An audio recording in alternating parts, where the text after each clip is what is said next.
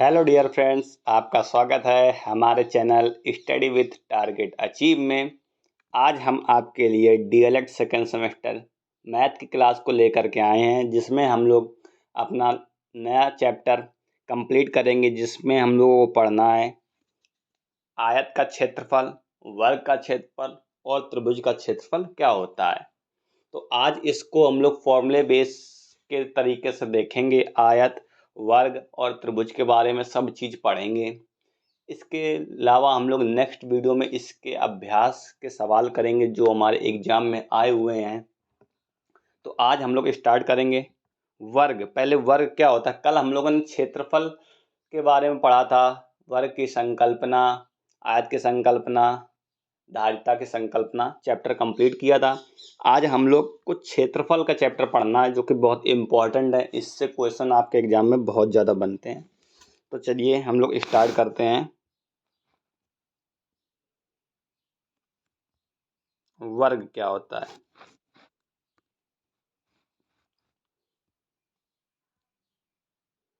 ठीक है, तो वर्ग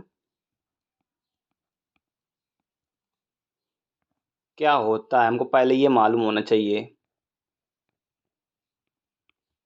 वर्ग तो देखो, जिसकी चारों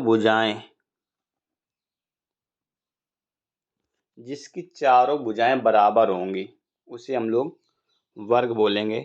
जैसे यहाँ पर हम लोगों ने ए बी सी डी एक वर्ग बनाया है, तो वर्ग की प्रॉपर्टी क्या होगी कि जो ए बी बराबर बी सी बराबर सी ए सी डी बराबर डी ए। पहली प्रॉपर्टी ये हो गई कि ये चारों भुजाएं आपस में बराबर होंगी।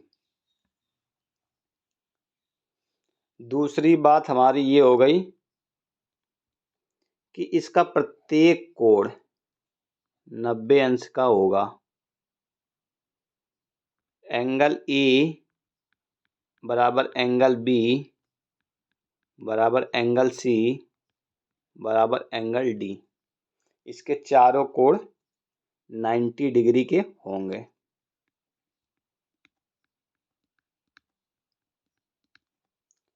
ठीक है, दो प्रॉपर्टी ये हो गई। थर्ड प्रॉपर्टी इसकी ये है कि वर्ग के विकर्ण जो होंगे, वर्ग के विकर्ण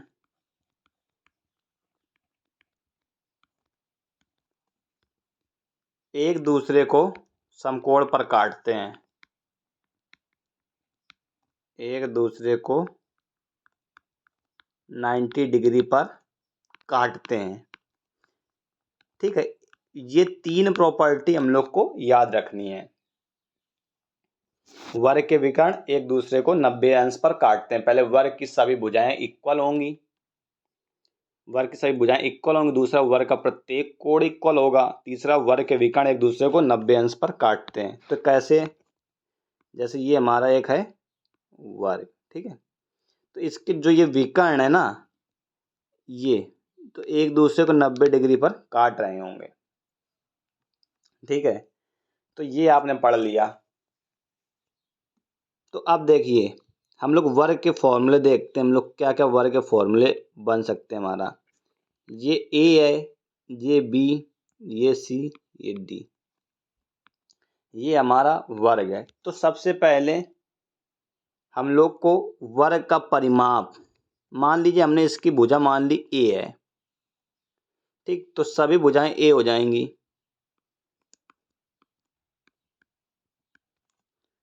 तो पहला ही हमारा सवाल बनता है, पहला फॉर्मूला बनता है कि वर्ग का परिमाप क्या होता है।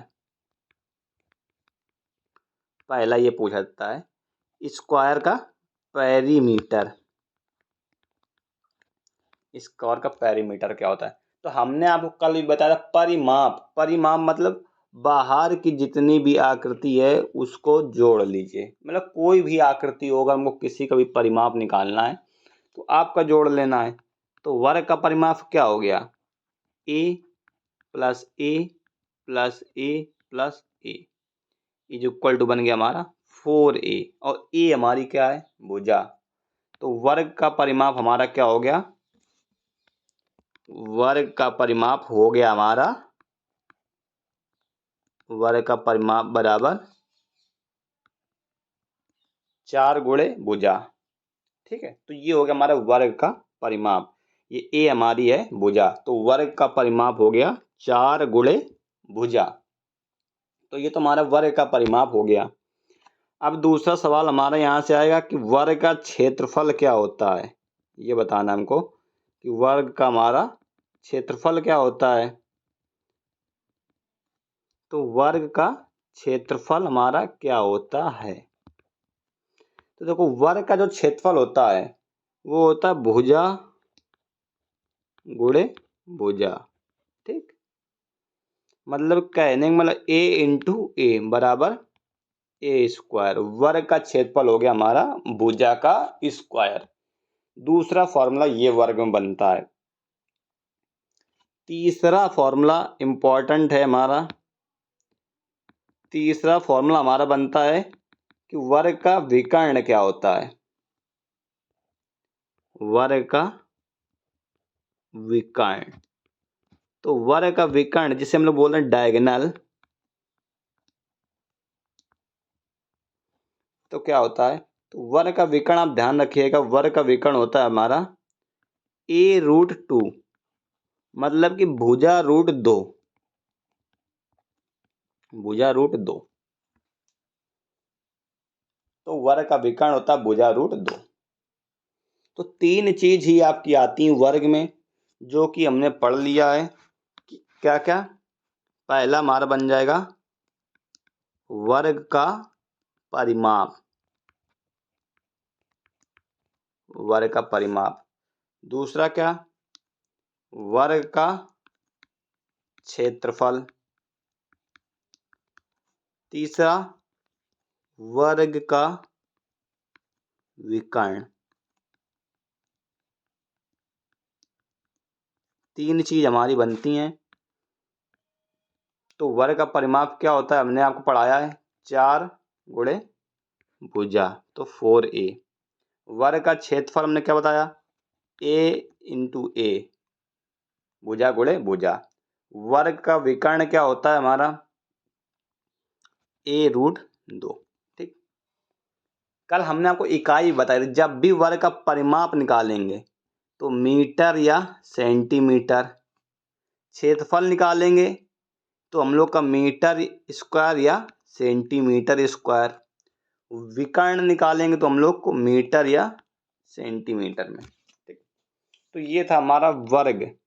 वर्ग से रिलेटेड आपके सेमेस्टर में इतना ही है और इतना ही आपको पढ़ना है। इससे बाहर आपका क्वेश्चन वर्ग से बाहर नहीं जाएगा। जो भी वर्ग का सवाल बनेगा इन्हीं फॉर्मूले से बनेगा, इससे ज़्यादा बाहर नहीं बनेगा। और जो इसके सवाल हैं, जो भी सम्स हैं, जो भी आए हुए हैं प्रीवियस ईयर में, और जो भी एक्सरसाइज है वो हम आपको नेक्स्ट वीडियो में पूरी अच्छे से कराएंगे, क्योंकि ये चैप्टर बहुत इम्पॉर्टेंट है। तो ये तो हम लोगों ने पढ़ लिया था वर्ग, स्क्वायर। अब दूसरा हम लोग पढ़ेंगे रेक्टेंगल। हमारा रेक्टेंगल आप लोगों ने पढ़ा भी होगा पहले, आयत किसे बोलते हैं।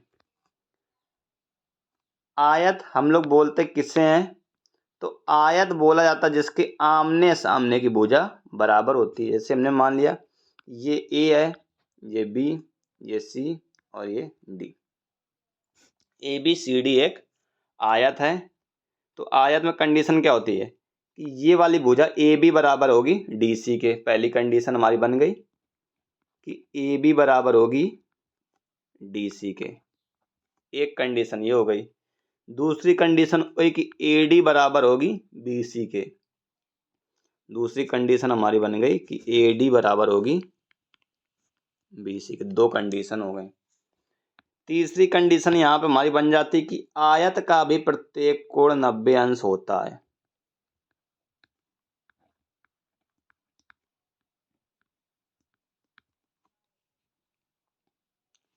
ठीक है, ये 3 चीज आपको याद रखनी है आयत में कि आयत की आयत अगर डेफिनेशन तो पूछते ही नहीं है। अगर आयत पूछा जाएगा तो आमने सामने की भुजा, ऐसी आकृति जिसके आमने सामने की भुजा बराबर होती हैं तथा जिसका प्रत्येक कोण 90 अंश का होता है, उसे हम लोग आयत या रेक्टेंगल बोलते हैं। ठीक है, ये आपका क्वेश्चन बन सकता है। ABCD एक आयत है जिसमें AB बराबर किसके है, DC के, और AD बराबर है आपकी BC के। ठीक है, और जिसके सभी कोण 90 एंगल के होते हैं। तो एंगल A बराबर एंगल B बराबर एंगल C बराबर एंगल D क्या होते हैं, 90 डिग्री। अब 90 डिग्री के सब होते हैं बराबर, तो 90 डिग्री को क्या बोलते हैं, समकोण। 90 डिग्री को हम लोग बोलते हैं समकोण। जैसे ABC, इस पे एक एंगल 90 का बन रहा है। अभी हम लोग त्रिभुज पढ़ेंगे तो इसको हम लोग अच्छे से डिस्कस करेंगे। तो ये हमारा हो गया आयत। अब आयत में कौन कौन से फॉर्मूले हमारे बन सकते हैं, तो पहले ही बनेगा हमारा कि बताओ आयत का परिमाप क्या होता है। कल हमने आपको आयत बताया था कि ऐसी आकृति जिसको हम लोग रख सकते हैं, मतलब जो लुढ़केगी नहीं, उसे आयत व वर्ग बोलते हैं। कल हम लोगों ने आयत और वर्ग और धारिता की संकल्पना पढ़ा था। तो आयत का परिमाप, आयत में होता क्या, लंबाई और चौड़ाई। तो देखो फिगर बना दे रहे हैं, ये हमारी आयत है, ABCD एक आयत है। ठीक है, ABCD एक आयत है, इसकी ये लंबाई है और ये चौड़ाई। तो लंबाई बराबर, तो ये भी लंबाई हो गई और ये चौड़ाई हो गई, तो ये भी हो गई। तो हमने परिमाप में आपको क्या बोला था कि आप सभी को जोड़ दीजिए। तो हमने जोड़ दिया L plus B plus L plus B, तो कितना आ गया 2L प्लस 2B। आपने 2 यहाँ से बाहर कर दिया, बचा L प्लस B। L है लंबाई, B है चौड़ाई। तो आयत का परिमाप हमारा क्या बन गया, 2 ब्रैकेट में लंबाई प्लस चौड़ाई, उसी को हम लोग बोलेंगे आयत का परिमाप। पहले नंबर पे हमारा यही क्वेश्चन बनता है कि आयत का परिमाप। आयत से आपके दो क्वेश्चन बनते हैं कि आयत का परिमाप क्या होगा, दूसरा आयत का क्षेत्रफल। तो आयत का परिमाप हम लोगों ने ये पढ़ लिया। अब दूसरा हम लोग आते हैं आयत का क्षेत्रफल। आयत का क्षेत्रफल, तो आयत का क्षेत्रफल क्या होता है। आयत का क्षेत्रफल आप लोगों ने पहले पढ़ा भी होगा। ये देखिए, ये हमने बना लिया आयत ABCD। अब हम लोगों ने वर्ग का क्षेत्रफल पढ़ा था, तो भुजा, इसकी हम लोग लंबाई ले लें अभी पहले, ये होगी L, ये होगी B। तो हम लोगों ने क्या पढ़ा था, वर्ग का क्षेत्रफल में भुजा गुणे भुजा, तो इसका भी भुजा गुणे भुजा कर दो, क्योंकि क्षेत्रफल का मतलब क्या होता है, क्षेत्रफल देखो, भुजा गुणे भुजा, तभी तो वो बनता है भुजा स्क्वायर, तभी तो वो क्षेत्रफल बनता है। तो सीधी सीधी बात है, इसमें भी हम लोग को भुजा का गुणा करना होगा। लेकिन यहाँ पर भुजा क्या है बताओ, एक है L और गुणे B है ये। तो आयत का क्षेत्रफल हमारा क्या हो गया, लंबाई गुणे चौड़ाई, ये आ गया आयत का क्षेत्रफल। ठीक, तो आपने वर्ग का क्षेत्रफल पढ़ लिया, वर्ग का परिमाप पढ़ लिया, वर्ग का विकर्ण पढ़ लिया, जहां से क्वेश्चन बनते हैं। आयत का परिमाप पढ़ लिया, आयत का क्षेत्रफल पढ़ लिया, जहां से आपका क्वेश्चन बनते हैं। वर्ग का क्षेत्रफल, आयत का क्षेत्रफल, दोनों चीज हम लोगों ने पढ़ ली है। फॉर्मूले हम लोगों ने पढ़ लिए हैं और क्या होता है ये पढ़ लिया है। अब हम लोग को थर्ड नंबर पढ़ना है, जो बहुत इंपॉर्टेंट है, इससे क्वेश्चन बहुत ज्यादा बनते हैं। त्रिभुज। त्रिभुज किसे बोलते हैं आपको ही मालूम होगा। 3 भुजाओं से घिरी आकृति को हम लोग बोलते हैं त्रिभुज। 3 भुजाओं से घिरी आकृति को हम लोग बोलते हैं त्रिभुज। ठीक है, तो पहली बात, अब त्रिभुज के प्रकार भी तो हम लोग को पढ़ने पड़ेंगे। पहले त्रिभुज का पढ़ लेते हैं। ये मान लीजिए त्रिभुज, ये इसकी भुजा A, इसकी भुजा A, ये भुजा इसकी ए। तो मान लीजिए अब जब जिसकी सभी भुजाएं बराबर होंगी तो उसके सभी कोण भी बराबर होंगे, तो उसके तो त्रिभुज के हम लोग प्रकार पढ़ लेते हैं, सबका एक एक करके पढ़ लेते हैं, ठीक है। चलो देखो, ये है हमारा त्रिभुज, ठीक है। अब ये हमारा 60 डिग्री, ये 60 डिग्री, ये 60 डिग्री। तो अब देखो ये त्रिभुज है, कौन सा त्रिभुज? समबाहु त्रिभुज, इक्विलैटरल ट्रायंगल। क्या होता है? जिसकी सभी भुजाएं बराबर होती हैं, और जब सभी भुजाएं बराबर होंगी तो बनी बात है उसके सभी एंगल भी बराबर होंगे। तो ऐसी आकृति जिसकी सभी भुजाएं व सभी कोण बराबर होते हैं उसे हम लोग समबाहु त्रिभुज कहते हैं। और समबाहु त्रिभुज क्या कोई भी त्रिभुज हो उसके सभी अंतः कोणों का योगफल 180 डिग्री होता है। ये हमको याद रखना है कि कोई भी त्रिभुज हो उसके अंतः कोणों का योगफल 180 डिग्री होता है। अब देखो परिमाप, अगर समबाहु त्रिभुज का परिमाप पूछता हमसे कि ये बताओ आप, इसको हम लोग एक समबाहु त्रिभुज का परिमाप हमसे पूछता है कि समबाहु त्रिभुज का परिमाप बताओ।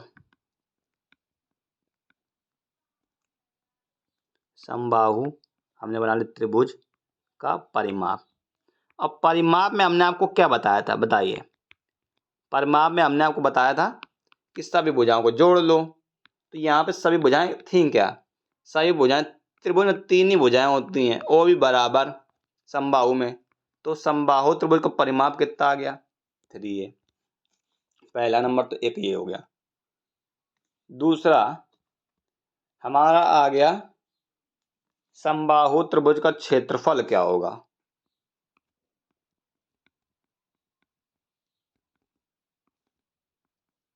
समबाहु त्रिभुज का क्षेत्रफल क्या होगा? देखो समबाहु त्रिभुज का क्षेत्रफल जो होता है इंपॉर्टेंट है, बच्चे से भूल जाते हैं। तो हमको ये याद रखना, √3/4 और भुजा का स्क्वायर। आपका क्वेश्चन यहीं से बनता है, या तो समबाहु से, या विषमबाहु, या समकोण। 3 से ही क्वेश्चन बनते हैं आपके बोर्ड में। डीएलएड में आपके 3 सवाल से ही बनते हैं, 3 समबाहु त्रिभुज, या विषमबाहु त्रिभुज, या समकोण त्रिभुज। तो समबाहु त्रिभुज का क्षेत्रफल क्या होता है? √3/4 भुजा का स्क्वायर। तो हमने समबाहु त्रिभुज पढ़ लिया है। अब दूसरा टाइप हम लोग पढ़ेंगे समकोण त्रिभुज। लिखेंगे नहीं, आपको ऐसे ही बता दे रहे हैं। ये मान लिया हमने ए है, ये बी है, और ये सी।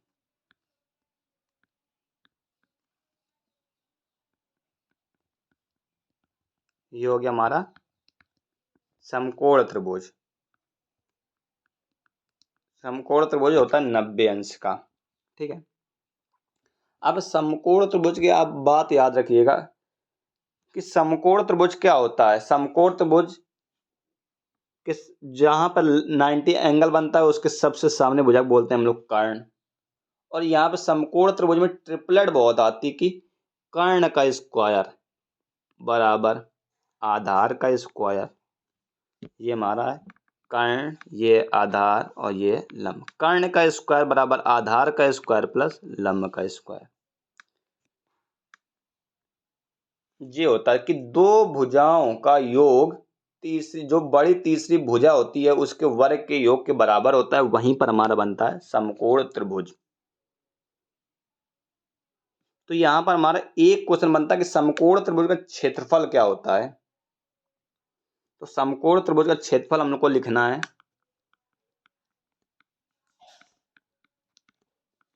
समकोण त्रिभुज का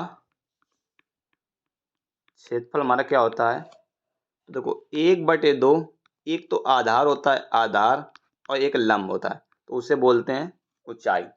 तो समकोण त्रिभुज का क्षेत्रफल होता है 1/2 आधार गुणे ऊंचाई। बहुत इंपॉर्टेंट है। या आपको कोई ऐसा त्रिभुज दे जिसमें बोला जाए कि एक त्रिभुज जिसकी ऊंचाई 6 सेंटीमीटर तथा आधार उसका 5 सेंटीमीटर है, तो उसका क्षेत्रफल लगाइए। तो आप डायरेक्टली लगा सकते हैं 1/2 आधार गुणे ऊंचाई। वैसे होता ही है समकोण त्रिभुज का क्षेत्रफल, अगर जहां पर आधार गुणे ऊंचाई दे रहे हो तो आप लोग इसी फॉर्मूले का यूज करेंगे। अब तीसरा आता हम लोग विषम बाहु। विषम बाहु,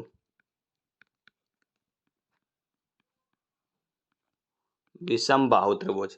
विषम बाहु देखिए नाम में ही दिख रहा है कि विषम, जिसकी सभी भुजाएं क्या होंगी, अलग अलग होंगी। तो ये ए बी सी एक हमने मान लिया है कि ये विषम बाहु त्रिभुज है। तो इसकी विषम बाहु है तो ये एंगल ए हो गया, ये हो गया बी, ये हो गया सी। तो यहां से क्वेश्चन क्या बनता है कि विषम बाहु त्रिभुज का परिमाप क्या होता है, ये बताइए कि आप इसका पेरीमीटर क्या होता है। देखिए ये बहुत इंपॉर्टेंट है हमारे लिए। तो पेरीमीटर होता है हमारा ए प्लस बी प्लस सी। हमने आपको बताया है कि पेरीमीटर में क्या होता है, सभी भुजाओं को जोड़ देते हैं। तो विषम बाहु त्रिभुज का परिमाप कितना होता है, ए प्लस बी प्लस सी। अच्छा ये परिमाप है, अगर हम बोल दें इसका परिमाप, अर्ध परिमाप बताओ, सेमी पेरीमीटर मतलब एस, सेमी, सेमी मान लो या अर्ध, ठीक है, इंग्लिश में सेमी बोलते हैं, ठीक, एस से, इसीलिए से अर्ध परिमाप को हम लोग एस से डिनोट करते हैं। अर्ध परिमाप क्या होगा, तो देखो ये पेरीमीटर का आधा कर देंगे तो A plus B plus C by 2। तो हमारा अर्ध परिमाप क्या होगा इसका, A plus B plus C by 2। ये बहुत इंपॉर्टेंट है अर्ध परिमाप, क्योंकि विषम बाहु त्रिभुज का जो क्षेत्रफल होता है ना, विषम बाहु त्रिभुज का जो क्षेत्रफल होता है वो बड़ा इंपॉर्टेंट होता है। देखिए ऐसे लगता है एस, फिर ब्रैकेट के अंदर, रुकिए एक मिनट, एस, ऐसे रूट लगा लिया आपने, ठीक है, रूट लगा लिया, एस हो गया, फिर हमारा हो गया S minus A, S minus B, S minus C. ये होता है विषम बाहु त्रिभुज का क्षेत्रफल, जहां एस हमने आपको बताया था हमारा अर्ध पेरीमीटर है, अर्ध पेरीमीटर या अर्ध परिमाप है। तो ए बी सी उसकी भुजाएं सब अलग अलग। तो जब भी विषम बाहु त्रिभुज का क्षेत्रफल निकालना होगा तो हम लोग एस निकाल लेंगे। और एस कैसे निकालते हैं, एस अभी हमने बताया कि आपको A plus B plus C by 2 करके एस निकालते हैं। इस अकॉर्डिंग हम लोग विषम बाहु त्रिभुज का क्षेत्रफल निकाल सकते हैं। तो आज हम लोगों ने त्रिभुज के, वर्ग के, आयत के से जो भी रिलेटेड फॉर्मूले बनते हैं, क्षेत्रफल, परिमाप, विकर्ण, तो हमने सभी पढ़ लिए हैं, आज अच्छे से डिस्कस कर लिए हैं। और इसके नेक्स्ट वीडियो में हम लोग इसके सारे अभ्यास, जितने भी सवाल हैं, जितने भी आपके एग्जाम में आए हुए सवाल हैं, हम लोग अच्छे से डिस्कस करेंगे। इसको हम लोग 1 या 2 क्लास में अच्छे से डिस्कस करेंगे, क्योंकि ये चैप्टर बहुत इंपॉर्टेंट है। उम्मीद है कि आपको ये वीडियो पसंद आई होगी, और ये वीडियो आपको पसंद आई हो तो अपने दोस्तों में शेयर कर दीजिए, लाइक कीजिए और हमारे चैनल को सब्सक्राइब कीजिए, ताकि आपको हमारे चैनल से जुड़ी सारी नोटिफिकेशन समय समय पर मिलती रहें। अगर आपको कोई प्रॉब्लम हो रही है तो डिस्क्रिप्शन में टेलीग्राम का लिंक है, आप हमसे टेलीग्राम से भी जुड़ सकते हैं। हम लोग फिर से मिलेंगे। Thank you.